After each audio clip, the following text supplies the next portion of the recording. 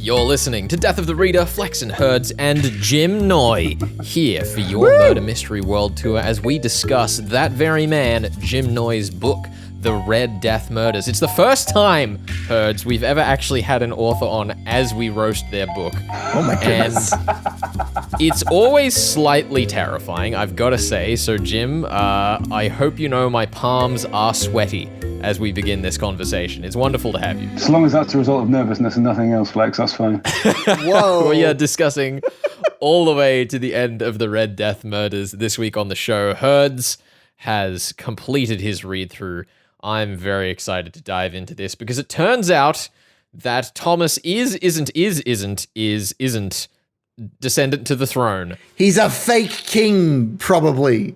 It's wild. Goodness, I don't even know where to begin with this. I really enjoyed attempting to unpack this novel as we've gone along. But yeah, Thomas as a protagonist is fascinating because obviously, as we spoke about in our first week with your Jim, you know, we've got this 13-year-old boy to be a fresh pair of eyes and see the world as though it was new to himself. But also, he has all of the power because he is being proposed as the next king, but only because the people who know that he isn't actually the king's descendant are all dead or in on the lie. It's wild. We're pulling this poor boy into such a huge decision. He has to lie for his country. Why did you do this to Thomas? Why do you torture him so? Partly because he tortured me so much in the writing of this book. No, it's fundamentally setting up the juxtaposition where you have someone who is supposed to take on the responsibility. So we're spoiling this. So obviously Fergus Highstone, it turns out, was behind the whole thing precisely because he was trying to get out of his responsibilities because he didn't want to take power in the wake of the devastation wrought by the Red Death murders. And so there's juxtaposing his reluctance to do something which he is frankly obliged to do, and putting that against Thomas's willingness to take on something which he actually has no right to do because it's fundamentally the good and decent thing. And there's a bit of me that's sort of fascinated by the selfishness of people in power. Just every so often you just think, what if somebody was just doing this for a nice reason? What if somebody was just willing to take on this incredibly terrifying, overbearing, overwhelming mantle just because it is the decent and the right and the proper thing to do? And that is essentially the moral of the entire book there. Yeah, I mean, it's very apparent in the way that we jump from, the revels contrasted to the horrors of the plague, the inside of the castle to the outside, the people who fought in the war compared to those who didn't. Everything is in such direct, stark contrast, one to one. Even the two brothers have a very decisively different perspective on things. It's clearly a real foothold for the way that you told the story. Yeah, it is fundamentally, you're trying to cover all sides of it. You're trying to show that as much as there are people who are selfish and arrogant and only think of their own interest and their own pleasure, that doesn't mean that everybody in the world is like this. And I think all of the grey area that exists between those edges comes into focus, if you like, because you have to admit that these are the two ends, so therefore there's got to be stuff going on between. Something which thematically I'm just fascinated in life, never mind in fiction. Well, I do appreciate that Prospero and Fergus, who are, in a sense, the villains of the novel. I'm going to make this bold claim because Prospero obviously represents the passive dealing with the plague of the original Edgar Allan Poe poem, right? Where we lock ourselves in the castle and we ignore what's happening. Whereas Fergus, he obviously subscribes to the same belief that we shouldn't deal with our responsibilities, but he physically kills people and concocts schemes. It's almost like you're saying Prospero is Poe's take on this problem, and I'm going to take it a step further and say, what if they were actually just killing each other in this castle? And that's where the plot comes from, right?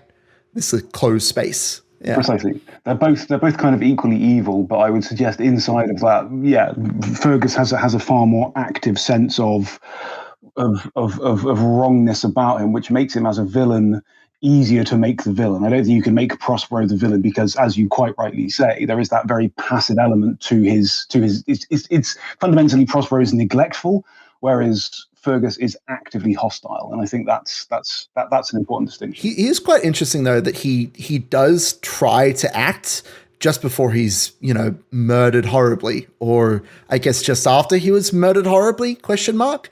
But he does try to expose the killer. So clearly he's not entirely evil.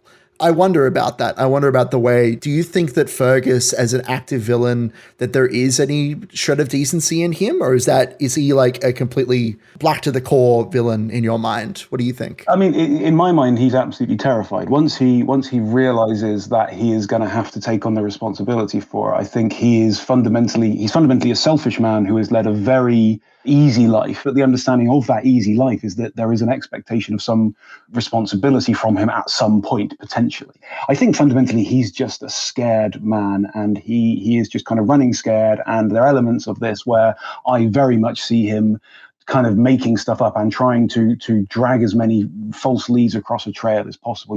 There are certain events in the book that have 2 or 3 different interpretations. So when they discover Prospero's body and he's had the hands and the head cut off, there are a couple of different interpretations that can be put on that, and the extent to which some of that is what Fergus intended to be the interpretation, and the fact that some of it is what Fergus kind of accidentally made an interpretation is very much part of his plan. For me, he's not this overarching genius who has this incredible Machiavellian 27-point plan. There are definitely times for me when he's just panicking and making stuff up just purely because he's terrified and he's trying to get out of what is expected of him. I think the other thing that's interesting is, talking about like Prospero as a character, there's a note from you at the end, Jim, where you talk about how you didn't originally like the name Prospero, which was like from the original Masque of the Red Death, but ended up sticking with it as like originally your placeholder.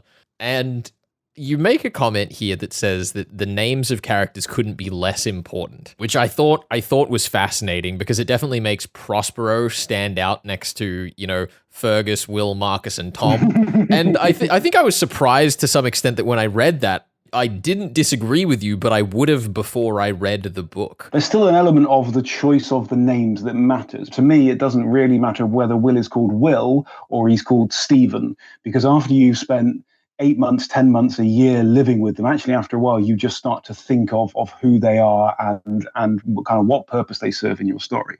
The choice of the names was very deliberate. My original conception of this was that there would be more servants in the castle, but the servants were going to be the very old Anglo-Saxon surnames that come from a profession. So the servants were going to be called like Simon Cooper or Philip Butler, where they are very clearly based on functional, operational, this is your job in life, it is your place to serve, it is your place to fulfill this. And then we're going to compare that with the landed gentry, the gentlemen, for want of a better word, whose servants they are, who have ridiculous surnames like Bassingham, and Highstone, and these sort of long and convoluted names that don't mean anything because these people don't have that same expectation of servitude kind of foisted upon them. But there's talk about when you become king, you get to choose your own name, and so it strikes me that again you'd get this upper class, the royalty, who are even further removed from any expectation of having to do anything with running a household or anything like that, who can give themselves these ridiculous bloody names. I suppose my point was, like I said, it doesn't matter whether I choose Will or whether I choose Steve or whether I choose Marcus or I choose Henry. You can sit and agonize once you've worked out the reason for your nomenclature. Just get on with it. The names will take on a significance as the story builds and as the themes develop. Yeah, it's just so interesting thinking about it because I guess like fictionally there is this sort of half expectation that characters' names will have some metatextual connection to their role in the story, and in a book so much about identity where the final twist is about Thomas and the way that his identity is going to change the future, it's fascinating having that note about exactly what you say there, that most people's names are just kind of things that you accept as a facet of who they happen to be anyway. Yeah, I think that's fair. Yeah, I feel like it's a very common, I shouldn't say common, I should say classic trope of medieval stories with a mystery bent to them that, someone gets revealed as their last name being the anagram of some royal bloodline, and like you have to resurrect this noble house because their handprint matches something, or they can speak dragon tongue, whatever. That's fantasy more than strictly medieval. But like it is refreshing that you use titles and that you don't care that much about the specifics of naming convention, I guess. Although I will confess that whenever I thought of Baldwin, I definitely thought of him having a big shiny bald head. That's definitely something that I've carried through. I felt kind of bad, honestly, but I'm glad you enjoy that. I'm actually curious about Baldwin because I was half convinced he was going to die before the end of the book. He seems to be too passive of a character to, like, I don't know if you're bringing him back for a future sequel, but I feel like there'll be very little point to. He kind of is, he's eager to gain power and he jumps at the chance to become the Herald of Thomas. But I guess, I don't know. I guess I'm just curious where Baldwin kind of, in your mind, fits within the cast of characters as someone who is neither part of the circle of detectives, nor is he really a villain. He's just kind of there for a lot of he's the wealthy uncle that'll throw people under the bus to get what he wants. Like, he's the uncle who has the loans that everyone's secretly frustrated about in 14 different Agatha Christie novels. He was originally two characters. So I originally had two characters. One... Funny you should say that, because this character is often adapted into multiple or combined characters whenever Agatha Christie gets adapted for film. Yeah, that's a good point. That's an excellent point. No, he was originally, so in the first draft, he was two characters. I created a character who I love, who will definitely turn up, if I write anything else, he will definitely turn up in something in the future, because I was just such a huge fan of that character. But I realized I got about halfway through, 2/3 of the way through, and had nothing for that character to do. And I wrote about 4 chapters and was like, oh, actually, damn, where's this guy gone? What's he doing? Like, if you could stop me at any point in the book and ask me where anybody else is, and I can tell you, I massively overthought it, but I had absolutely nothing for this guy to do. So I essentially condensed him. So he was essentially a mute alcoholic. I think there's something fascinating to me about alcoholic characters and what makes them drink. And so I didn't want to let that element of it go, but I decided to tone it down a little bit. And so then Belden Gregory, who equally I didn't have very much to do with, took on certain of the characteristics. And there's a lot of backstory to Belden. There are implications in the book that something happened to his family. There's some kind of horrendous darkness in his past in some way related to his family. And that, the easy thing would be, well, he drinks because of this awful thing that happened in his past. And I say, it's not because of what happened to his family that he drinks. It's because of what he's done in the service of the king. And again, that's part of that theme of people taking on their responsibilities, and Belden being someone who absolutely threw himself wholeheartedly into what is expected of him because of his position, because of what the king asks of him. I think I just got very taken up with that character. I absolutely have plans for him going forward. I completely have plans for him going forward. It's good, because I should give some credit, because there is a perception issue with his character, I suppose. They say that he, as I implicated earlier, he's part of this family and his parents died and now he's the one with all the wealth and the prestige. And there's this perspective or this perception of his character that he hasn't really earned it. And it seems like he's struggling against that reputation, I suppose. And even though he doesn't have as active of a role in this novel, he does seal the gate. He does man the fort at the end. He's still doing his duty. I like that implication of his having some self-destructive or perhaps nihilist thoughts. His character kind of fits into that niche. I wonder if he'll be the one to reclaim his glory and ride in with the cavalry at the end of the next one. There are plans. Whether those plans ever come to fruition, but you've definitely hit on you've hit on the principle of yes. He has inherited a lot. And there's this idea of what is upon him is very heavy. Yes. What he has done is very heavy. What has happened to his family is very heavy. And I've just got this guy carrying around a lot of baggage that I'm hopeful I'll get a chance to explore. Who knows? 10 years' time, when I eventually get around to writing a second novel, I promise you, Belden Gregory is in the mix somewhere. I'm glad to hear that. Well, I suppose that's a good place to wrap this part of the discussion with thoughts of Belden Gregory, the most important character of the novel. And we can come back. It really is. The linchpin. Talk about the mystery at the back of the show. Jim, it's wonderful to have you here on Death of the Reader. Lovely to be here. Always lovely to be here. This is your Murder Mystery World Tour here on 2SER 107.3. Don't go anywhere. More Jim Noy to come.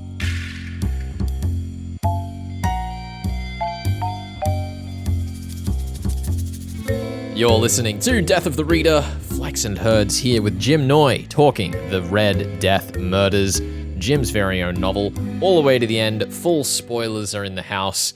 Before Herds, we get into anything else, I should go over the points situation. Oh, no. I think I got like 3 out of the 6 questions. How did I do? You got 3 out of the 6 questions. Okay. Oh, from the challenge to the reader. That's amazing. Thank you. Jim, do you think I should get a potential 3 points for solving 3 out of your 6 questions? I mean, I'd definitely give you 2. Okay. Thanks, Jim. Thanks, Jim. Wow.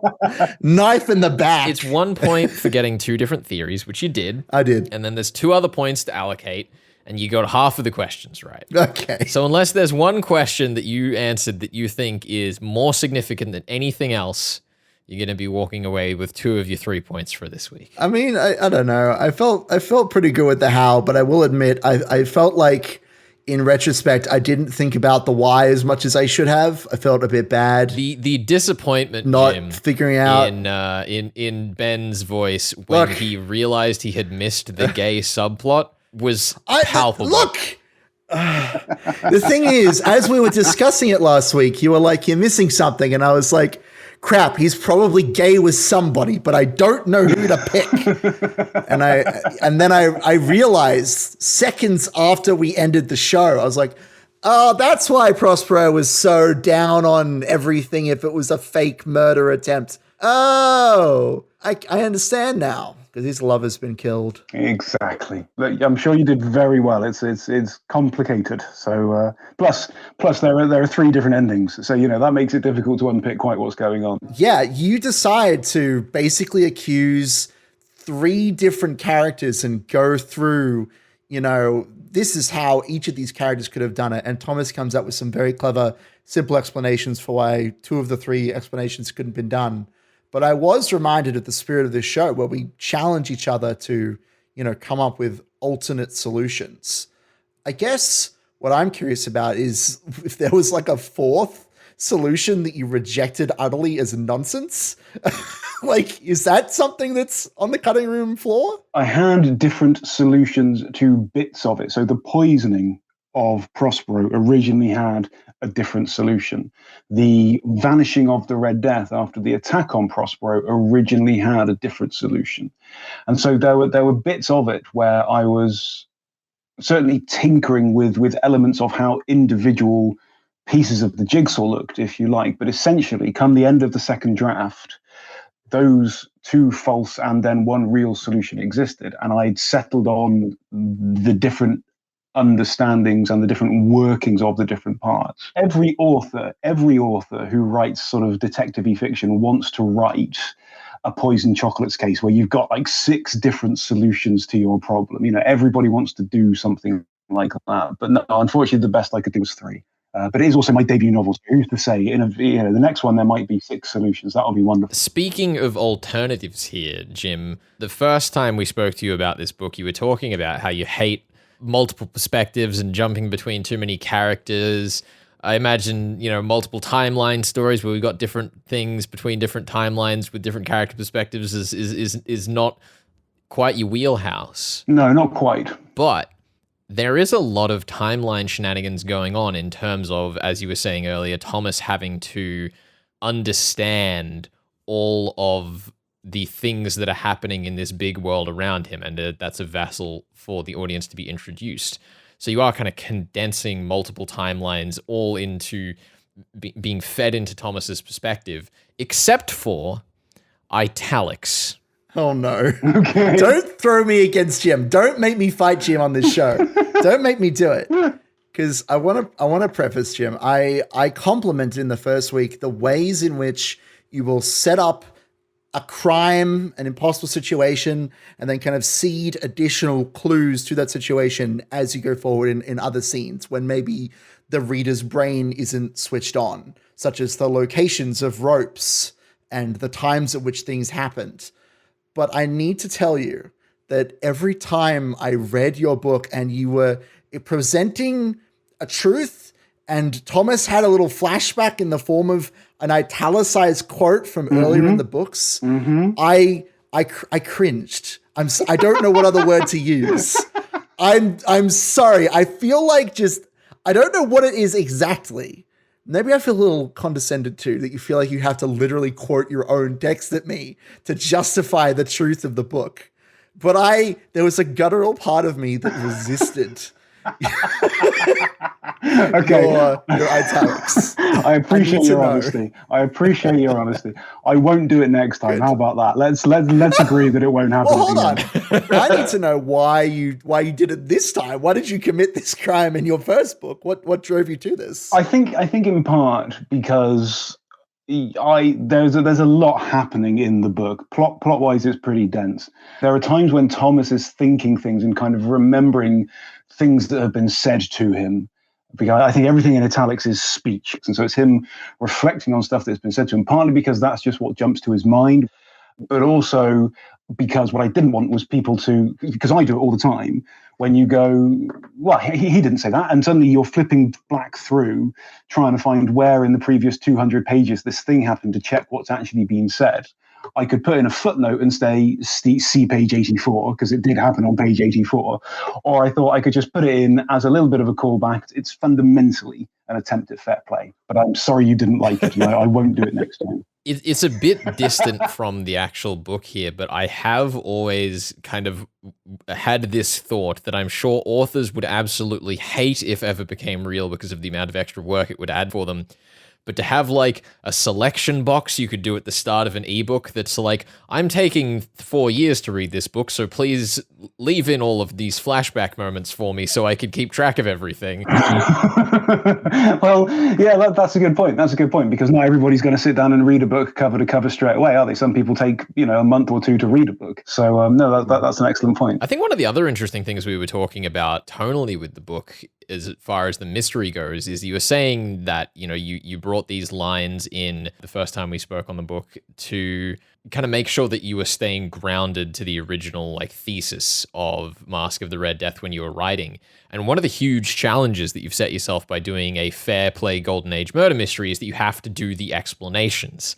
It was really interesting seeing how you tried to slot in these pieces of distorted textures that we were talking about into what is really the answers page at the back of the book to some extent. Yes, I mean, there's one thing about explanations is that you do just have people sat down talking to each other, or somebody is usually monologuing, telling you sort of what's happened, and it's important for that to be interesting and for it to cast events in a new light, so that the reader doesn't sort of lose interest. So if I have 3 solutions, the convention is that the third solution is the correct one. Essentially, all you just try to do is to make each of the solutions distinct. So the first solution doesn't quite work. The second solution hopefully comes as a surprise and works, apart from the fact that it doesn't explain a couple of minor points. And then you get very minor points like, why did he go up to the roof? And how did Lawrence Tolworth know about a death that he hadn't been told about? And you get these, I love it when these tiny, obscure, seemingly pointless little nuggets turn out to reveal the key truth behind all of it as we go along. So it's very important to me that as you went along, the solutions became kind of more realistic, but also then it comes down to these tiny points that anybody else would dismiss. Why does it matter? Why does it matter that someone knows something they should know? Why does it matter that a candle was lit? I love that. It tickles me no end. The solution is solved because somebody lights a candle, which I just very much enjoy. Last week, I kind of made the argument that it was probably not going to be well, even though the insider being the killer is a fun trope, just because of the themes of the novel, that he was like the rebel pushing back against authority. And I didn't think that you would have the guy who gave up everything for his family's safety and fought against the king and all that stuff. I didn't think that family would end up being the killer or the villains. Although there's a comment where Thomas says that often Will and Marcus would basically ask him to choose between them in terms of whose reasoning he accepted. I was expecting, based on that conversation, for one of the 2 brothers to be the killer.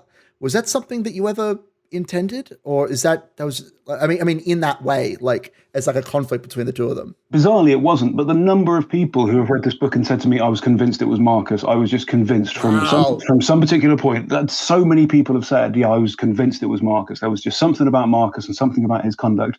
And actually, I considered Marcus to be, the one non-point of view character who should be almost completely above suspicion. And I suppose to a certain extent, that is quite suspicious. And the one person who's absolutely above suspicion is often the guilty party. So I probably should have realized that. I suppose I was a bit busy juggling the 47,000 plot strands that I had worked into this thing.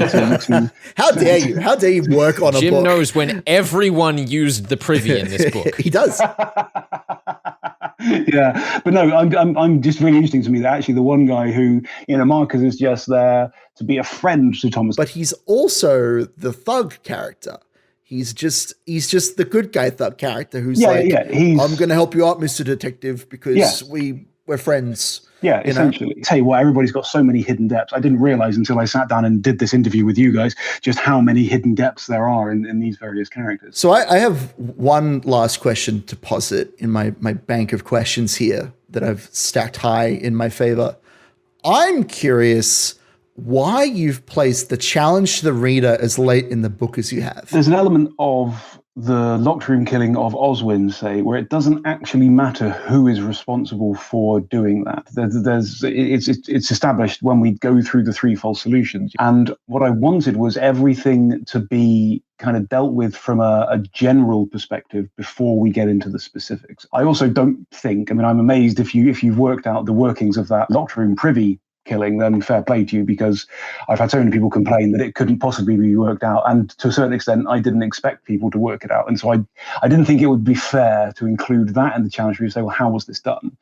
Because what I wanted the challenge to the reader to focus on was the things that are more within the concern of telling you something about the person responsible for it, fundamentally because that's the point where where Will has all of the information.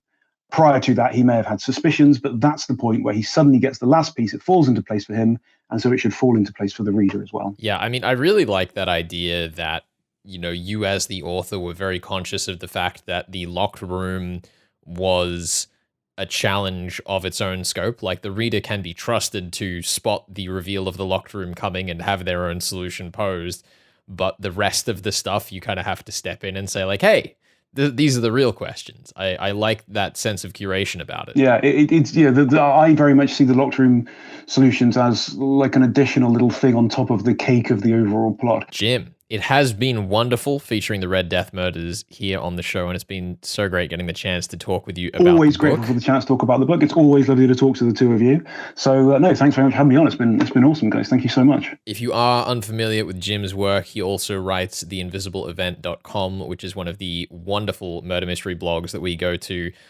curate our selection of books for the show, even if we often disagree. Yeah, disagreement's healthy. Don't worry about that. Exactly. I never claim to have the last word on anything. Either way, Jim, we will have links to the blog up on the podcast, and all the best. Thank you very much. This is your Murder Mystery World Tour here on 2SER 107.3.